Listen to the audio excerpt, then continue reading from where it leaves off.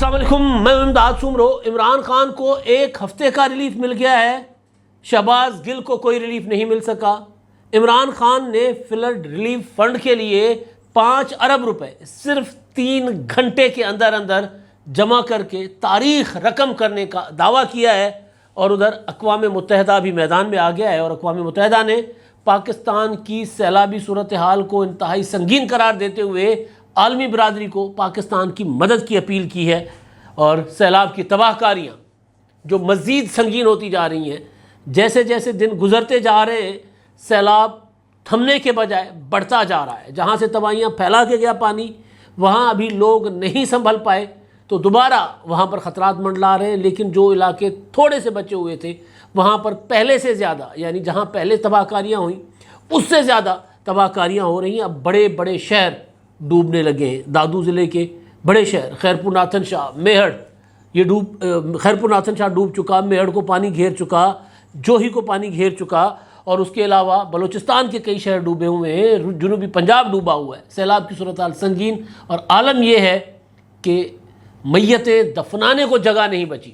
ابھی میں خبر دیکھ رہا تھا، میرا پڑوسی علاقہ ہی ہے صوبو مگسی، میہڑ کی تحصیل ہے، میہڑ کی یونین کونسل ہے، اور وہاں پر ایک گاؤں میں، لاکھیر گاؤں ہے، وہاں پر ایک نوجوان گیسٹرو سے انتقال کر گیا۔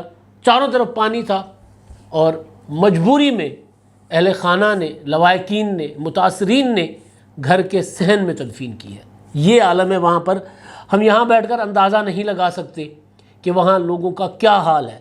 لوگ چھتوں پر بیٹھے ہوئے ہیں۔ اب سڑکیں جن کے اوپر لوگ آ کر پناہ لیتے تھے وہ پانی کے زیر آب آ چکی ہوئی ہیں۔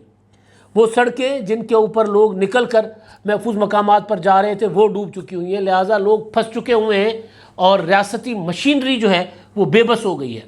حکومت بے بس ہو چکی ہے۔ حکومت کی نائلیاں اپنی جگہ، لیکن جو تباہ کاریاں ہیں وہ بے بسی جو ہے حکومت کی، اس میں مزید بڑھ گئی ہوئی ہے۔ نائل حکومت ہو، نالائق حکومت ہو، نائل انتظامیہ ہو، انفراسٹرکچر نہ ہو، اور پھر ایسے میں جب اس طرح کی صورتحال ہو تو پھر ساری چیزیں مل کر مزید نقصان کو جنم دیتی ہیں۔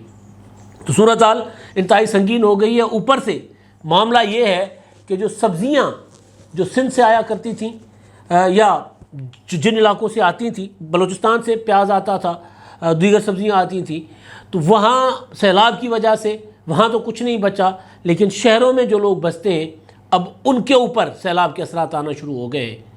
اب عالم یہ ہے کہ ٹماٹر 500 روپے سے اوپر چلا گیا ہوا، پیاز 300 روپے سے اوپر چلا گیا ہوا، کوئی بھی سبزی کوئی غریب جا کر خرید نہیں سکتا۔ امیر کی پسلی ٹوٹ جاتی ہے سبزی خریدتے خریدتے، غریبوں کا کیا عشر ہوگا۔ تو سیلاب کے اثرات جو ہوتے ہیں وہ شہروں پر بھی آتے ہیں۔ میں اکثر یہ گزارش کیا کرتا ہوں کہ جی ہم زرعی معاشرہ ہیں، زرعی معیشت ہیں، ہماری حکومتوں نے، ہماری ریاست نے، ہمارے سسٹم نے کبھی بھی زراعت کو سپورٹ نہیں کیا، زراعت کو فروغ نہیں دیا۔ اگر آپ ایک سال اپنے تمام وسائل ریاست زراعت کے اوپر جھونک دے، اور اگر کسانوں کو ان کی قیمت ادا کر دے کہ جی یہ آپ کا خرچہ ہوا ہے، یہ فصل ہم اٹھا لیتے ہیں اتنی قیمت پر، یا امدادی قیمت جس کو کہتے ہیں، گندم ہو گیا، چاول، گنے، سبزیاں، اگر کسان خوشحال ہوگا تو پاکستان 1 ڈیڑھ 2 سالوں کے اندر بحرانوں سے نکل آئے گا۔ یہ تاریخ ہماری پہلے سے بنی ہوئی ہے۔ 2008 میں جب پیپلز پارٹی کی حکومت آئی تھی تب پاکستان میں گندم کی قلت تھی، آٹے کی لائنوں میں لوگ مرتے تھے۔ پیپلز پارٹی نے حکومت میں آتے ہی گندم کی قیمت دگنی کر دی، اگلے سال بمپر کراپ ہوا۔ اس کے بعد ودن 2 سال اس کے بعد پھر 2 سیلاب آئے، 2010 کا سیلاب، 2011 کا سیلاب۔ 2011 کا سیلاب محدود تھا لیکن وہ بھی خطرناک تھا۔ اس کے باوجود پاکستان گندم میں خود کفیل ہو گیا، گندم ایکسپورٹ کرنے والا ملک بن گیا۔ عمران خان صاحب نے جاتے جاتے، مجھے یاد ہے کہ وہ کل بھی میں نے گزارش کی تھی، میرا خیال ہے کہ جی ہم جو IMF سے قرضہ لے کر تالیاں بجا رہے ہیں کہ جی ہمیں IMF نے قرضہ دے دیا، اور ایک وقت یہ بھی تھا کہ ہمیں PTI کی حکومت میں چونکہ جو گندم ایکسپورٹ کرنے والا ملک تھا وہ گندم امپورٹ کر رہا تھا، اور ہمارے وزیر علی زیدی صاحب جو ہے وہ خوشخبری سنا رہے تھے کہ جی گڈ نیوز ہے، گندم سے لدا جو ہے وہ جہاز کراچی پر لنگر انداز ہو چکا ہوا ہے۔ تو یہ عالم، تو ہم اگر اگنور کریں گے اپنی زراعت کو تو ہم کہیں کے نہیں رہیں گے۔ اب بھی وقت ہے کہ اپنا زرعی انفراسٹرکچر سیلاب سے گزرنے کے بعد سیلاب کے تجربوں سے سیکھیں کہ بھئی کہاں کہاں ہم نے پانی کو پانی کے راستے روکے ہوئے ہیں، اور یہ ساری تباہ کاریاں قدرتی ہیں، لیکن دنیا جہان میں بارشیں ہوتی ہیں، بارشوں کے دوران پانی کھڑا ہوتا ہے، لوگ ڈوبتے ہیں، لیکن بارشوں کے بعد گھنٹوں میں نہیں تو 2-4 دنوں میں پانی نکل جاتا ہے۔ اب پانی پھنسا ہوا ہے، ہم ایک شہر کو بچانے کے لیے دوسرا شہر ڈبوتے ہیں، دوسرے کو ڈبونے کے لیے تیسرا ڈبوتے ہیں، تیسرے کو بچانے کے لیے چوتھا ڈبوتے ہیں، اور پھر سارا صوبہ، سارا ملک ڈبو کر پانی جو ہے وہ نیچے دریا میں جا کر پھینکتے ہیں۔ تو یہ ہماری ہے پوری 70 سالہ تاریخ کہ ہم ایک شہر ڈبو کر دوسرا ڈبوتے ہیں۔ یہ 70 سالہ تاریخ ہے ہماری۔ بلوچستان سے پانی آتا ہے، آدھا سندھ ڈبو کے لے جاتا ہے، اوپر سے پانی آتا ہے تو پنجاب کو ڈبو کر لے جاتا ہے، اور پھر اس کے بعد باقی جو آدھا سندھ ہے وہ ڈوب جاتا ہے۔ ہم نے کوئی حکمت عملی نہیں ہے، اور ہم ہیں زرعی ملک۔ زرعی ملک نہ ہوتے پھر اگر کوئی سیلاب سلوب آتے تو ہمیں کوئی اتنا زیادہ فرق نہیں پڑتا شاید، لیکن ہم زرعی ملک ہیں تو ہمارا اصل جو معیشت ہے وہ تو ہماری ڈوب گئی، تباہی ہو گئی۔ اگر گاؤں دیہات ہمارے خوشحال نہیں ہوں گے تو ہمارے شہر خوشحال ہو ہی نہیں سکتے، سوال ہی نہیں پیدا ہوتا۔ یہی وجہ ہے کہ گاؤں ڈوب رہے ہیں تو شہروں میں سبزی امیر بھی نہیں کھا پا رہا، ہاتھ نہیں لگا رہا سبزی کو امیر بھی۔ 500 روپے ٹماٹر، 300-350 400 روپے کا اگر پیاز ملے تو سوچیں باقی چیزوں کا عالم کیا ہوگا، باقی ریٹ کہاں پہنچے ہوئے ہوں گے۔ تو یہ سبق ہے ہمارے لیے کہ ہمیں زرعی معیشت کو اٹھانا ہے۔ اب میں آتا ہوں سیلاب کی، باقی جو سیلاب کی تباہ کاریاں تو جاری ہیں۔ اقوام متحدہ آج ایک اجلاس ہوا، اپنا وزارت خارجہ میں ایک اجلاس ہوا، اس میں وزیر خارجہ بلاول بھٹو زرداری صاحب تھے، NDMA کے چیئرمین تھے اور دیگر حکام تھے، اور وہاں پر جو ہے صورتحال جو بریفنگ دی گئی کہ پاکستان میں کتنی تباہی ہوئی ہے۔ وزیر خارجہ بلاول بھٹو زرداری صاحب نے عالمی جو برادری ہے اس کو مدد کی اپیل کی ہے کہ جی ہم تباہ ہو چکے ہوئے ہیں، ہمارا ملک جو ہے سیلاب کی زد میں ہے، لائیو سٹاک کو نقصان پہنچا ہے، ہماری فصلیں تباہ ہو گئی ہیں۔ تو اس پر جو اقوام متحدہ کے سیکریٹری انتونیو گوتریس، ان کا پیغام بھی آیا، اور انہوں نے عالمی برادری کو پاکستان کی مدد کے لیے اپیل کی ہے کہ پاکستان کی مدد کی جائے۔ احسن اقبال صاحب بھی تھے۔ تو اب عالمی سطح پر یہ چیز سامنے نظر اب آ گئی ہوئی ہے دنیا کو، جب سے ہم نے سیاست سے ہٹ کر سیلاب پر فوکس کرنا شروع کیا ہمارے میڈیا نے، تب سے، کیونکہ جب ہم خود ہی نہیں دکھائیں گے تو انٹرنیشنل کمیونٹی کو کیا پتہ چلے گا کہ کتنی بڑی تباہی ہے۔ تباہی اتنی ہے جتنی تاریخ میں کبھی کسی نے نہیں دیکھی ہوگی۔ میں ذاتی طور پر کہتا ہوں کہ میں 4 سیلاب بھگت چکا ہوں اس زندگی میں، لیکن اتنی تباہی کہیں نہیں دیکھی تھی۔ ہوتا تھا کہ 2-3 ضلع ڈوبتے تھے، کچا ڈوبتا تھا، دریا کا کنارہ ڈوبتا تھا، دریا کے آس پاس والے شہر ڈوبتے تھے۔ اب دریا کے آس پاس والے شہر بھی ڈوب گئے، اوپر جو دریا سے کئی 100 فٹ اوپر جو علاقے ہیں وہ بھی ڈوب گئے، تو کوئی چیز، کوئی جگہ نہیں بچی لوگوں کو رہنے کے لیے۔ تو تباہ کاریاں بہت ہیں۔ اب جب ہم نے دکھانا شروع کر دی ہے دنیا کو، تو دنیا بھی اب مدد کو آ رہی ہے، اور ظاہر ہے دنیا کے ساتھ ہی انسان رہتا ہے تو ایک دوسرے کی مدد ہوتی ہے۔ اب میں آتا ہوں جی عمران خان صاحب کا معاملہ جو ہے وہ کل عمران خان صاحب نے 3 گھنٹے کی ٹیلی تھون کی تھی، اور میراتھن پورا ایک اس کا تھا، اس میں فون کالز وغیرہ عمران خان صاحب نے لیں، اور اس میں جو آغاز میں ہی آدھے پونے گھنٹے میں جو فگر آیا تھا کہ جی عمران خان صاحب نے پتہ نہیں کتنے کروڑ، 50 کروڑ یا اتنے کروڑ جو عمران خان صاحب نے اکٹھے کر لیے، جمع کر لیے ہوئے ہیں۔ پھر آخر میں جب مکمل ہوئی تو کہا گیا کہ 5 ارب 500 کروڑ روپے خان صاحب نے اکٹھے کیے۔ بہت بڑی اماؤنٹ ہے، 5 ارب روپے۔ وزیر اعظم شہباز شریف نے سندھ جب گئے سیلاب متاثرین سے ملنے اور صورتحال کا جائزہ لینے، اور اظہار یکجہتی ہوتی ہے، جاتے ہیں، جا کر دیکھتے ہیں کہ صورتحال کیا ہے، لوگ اپنے آپ کو تناؤ محسوس نہ کریں۔ بلوچستان گئے، خیبر پختونخوا گئے، تو انہوں نے سندھ کے لیے 15 ارب روپے کا اعلان کیا تھا۔ میں نے گزارش کی تھی کہ 15 ارب تو ایک یونین کونسل کا نقصان نہیں ہے، پورا ہوتا اس سے جتنا نقصان وہاں پر ہوا ہے۔ خیر 15 ارب روپے انہوں نے اعلان کیا، بلوچستان کے لیے 10 ارب اعلان کیا۔ اگر عمران خان صاحب کو 5 ارب روپے ملے ہیں، اور جو بتایا گیا کہ خیبر پختونخوا اور پنجاب حکومت کے جو CM کے ریلیف فنڈز کے اکاؤنٹس ہیں اس میں یہ پیسے جائیں گے، آئیں گے تو ادھر جائیں گے، تو بہت بڑا پیسہ ہے۔ اگر یہ پیسہ ایمانداری کے ساتھ خرچ ہو، اگر اسی طرح عمران خان صاحب مزید فنڈ ریزنگ کرتے ہوئے اس کا اکاؤنٹ اس کا آڈیٹڈ حساب کتاب ہو، اس کا آڈٹ کیا، مطلب خرچ کیا جائے، اس کے بعد آڈٹ کیا جائے، تو یہ پیسے بہت سے لوگوں کو بحال کر سکتے ہیں۔ اگر کہیں نہیں جاتے تو پنجاب والے پیسے جو پنجاب کی گورنمنٹ کے حصے میں آئیں گے، اگر وہ راجن پور پر ڈال دیے جائیں جو یا ڈیرہ غازی خان، تو وہاں بہت ہی صورتحال بہتر ہو سکتی ہے۔ مگر وزیر اعلیٰ پنجاب پرویز الہی صاحب کا تو عالم یہ ہے کہ پنجاب کے لیے کوئی 25 ارب روپے کے ترقیاتی منصوبے بنائے، جس میں 15 ارب روپے گجرات کے لیے، 15 ارب، باقی پورا کا پورا پنجاب جو ہے وہ 10 ارب پہ۔ تو پتہ نہیں اب وہ لوگوں پر خرچ ہوں گے بھی کہ نہیں ہوں گے۔ کیونکہ ایک ریکارڈ ہے ماضی میں. اب لوگ چیخ رہے ہیں, جب چیزیں دوبارہ ہوتی ہیں تو دوبارہ یادداشت بھی واپس آ جاتی ہے.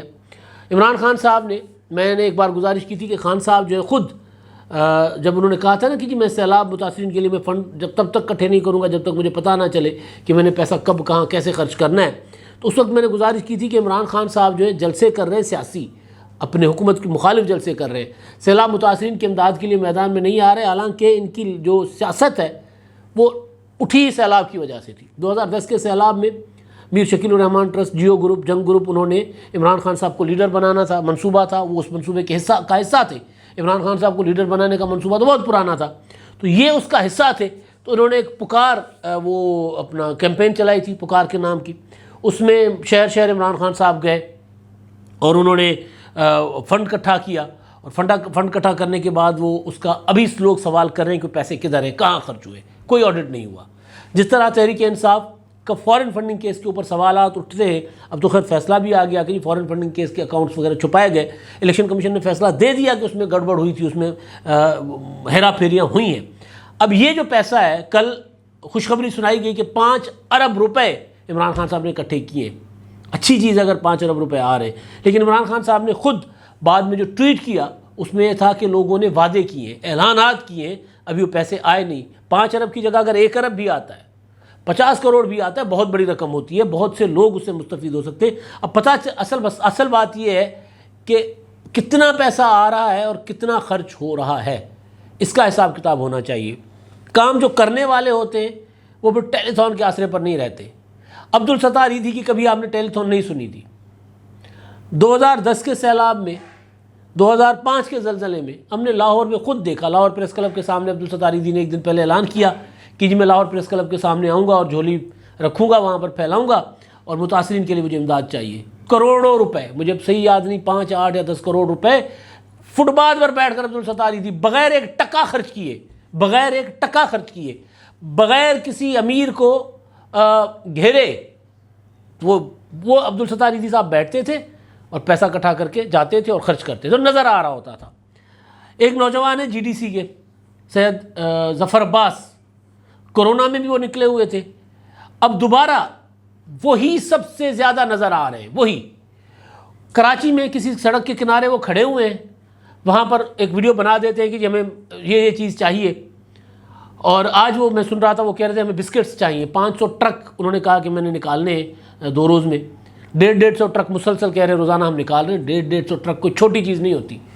کھاد خوراک کی, اشیاء خورد و نوش کی, اس میں جو باقی ضروری چیزیں ہیں کام کی, وہ سڑک پر کھڑے ہوئے ہیں.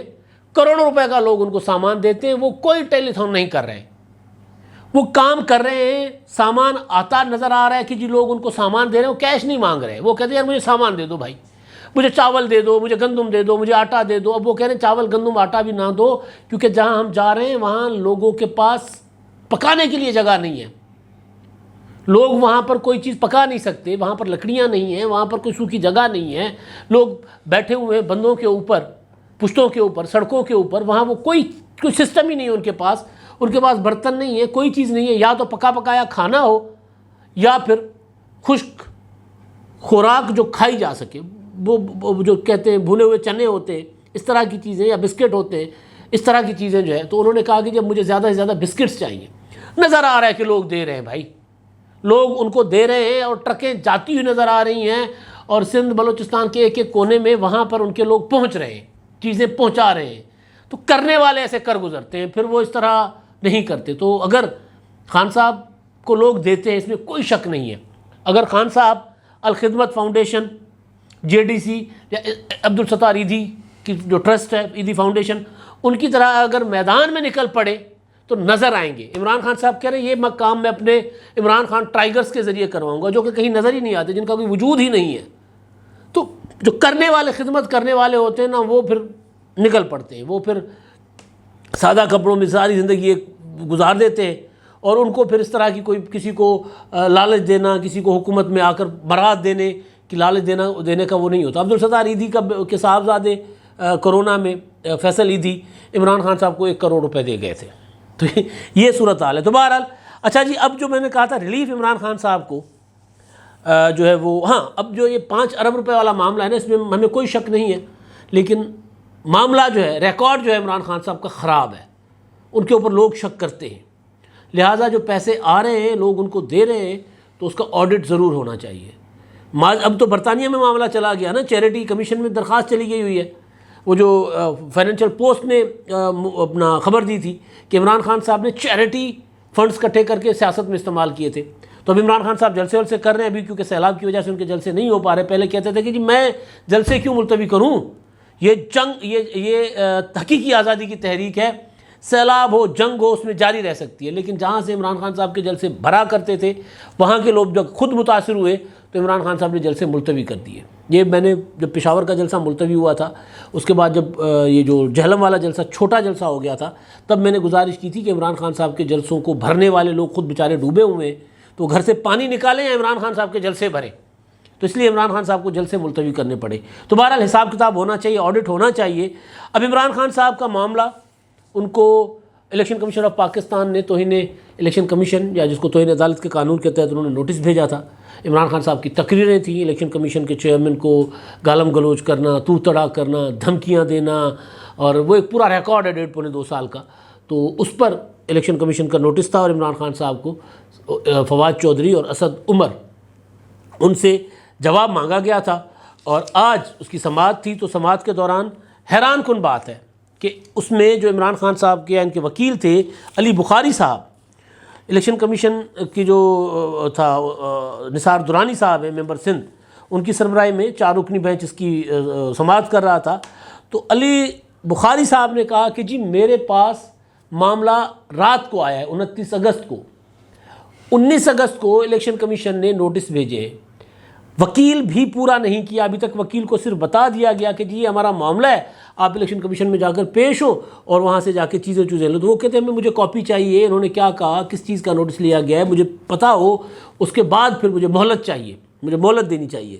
تو الیکشن کمیشن نے کہا کہ جی یہ تو معاملہ تو سب کے سامنے ہے، تو اگر اس طرح ہے تو پھر ہم کر دیتے ہیں، شوکاز نوٹس کر دیتے ہیں۔ تو فیصل چودھری نے کہا، فیصل چودھری پی ٹی آئی کے وہ ہوتے ہیں نا مستقل وکیل ہیں، وہ فواد چودھری صاحب کے بھائی ہیں، تو انہوں نے کہا کہ اگر اس طرح آپ مہلت نہیں دیں گے تو یہ تو فیئر ٹرائل نہیں ہوگا، تو فیئر ٹرائل تو کرے۔ بہرحال تو 1 ہفتے کی مہلت تقریباً مل گئی ہے، اور 7 ستمبر کو 12 بجے تک سماعت کر دی گئی ہے ملتوی۔ اب اس میں جو چیز ہے وہ یہ کہ ٹھیک ہے، پہلی پیشی تھی، پہلی سماعت تھی، انہوں نے مہلت مانگی، مہلت ملنی چاہیے، لیکن بات پھر وہی ہے، ریکارڈ یافتہ عادی۔ عمران خان صاحب جو ہے وہ یا پی ٹی آئی تاخیری حربے استعمال کرنے کی عادی ہے، خاص طور پر عدالتوں کے ساتھ، خاص طور پر الیکشن کمیشن کے ساتھ۔